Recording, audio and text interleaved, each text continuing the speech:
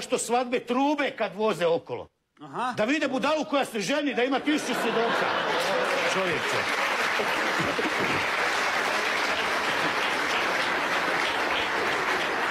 Ja konjina još mašem kroz prozor, ej. Njen tata, bi, normalno, 2000 svjedoka.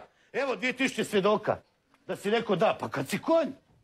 Šta trube i svadbe, nije mi nikad bilo jasno. Da vi ima svjedoke ona poslije.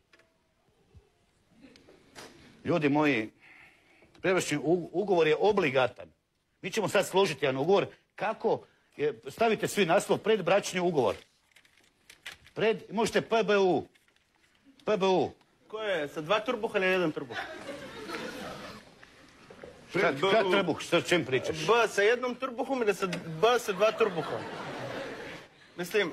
Ajde da me pita neko ko nije Hrvat, ne bi ništa rekao, ali ti, čovječ. PB. Ovako ili ovako? Olovo, PB, tako, PBU, predbračni ugovor. Aha. Dakle, pazite, žene su bića puno inteligentnije od nas. Drugčije razmišljaju. Znaš, one idu na dugu šnitu, na dugi rok. I ono budale, zaletiš se, znaš, hoćeš. Ono, da, požurite da kažem da, dajte da kažem da. Dajte da kažem da. I onda prvo urediš se, naravno, vi svi znate, ljudi moji, prije braka, one stvari. Onih stvari je bilo brdo. Mogu se imati dnevno po 3-4 komada. Više? Ma po 5-6, hitna dolazila po mene osobno. Najte toga reći. Ja imao po 3-4 dnevno, ej! Imao sam i dnevno kod članova HSLS-a, čoveč.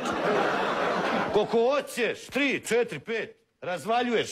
Na infuziju me nose, čim se skinem, još iglu nisu izvadili, ja odmah skačem. I ljudi moji, onda kad se oženiš, misliš sad mogu kad hoću. Malo sutra. Ljudi moji. Znaš šta izmišlja? Ti se urediš. Pino Silvestre. Uređen.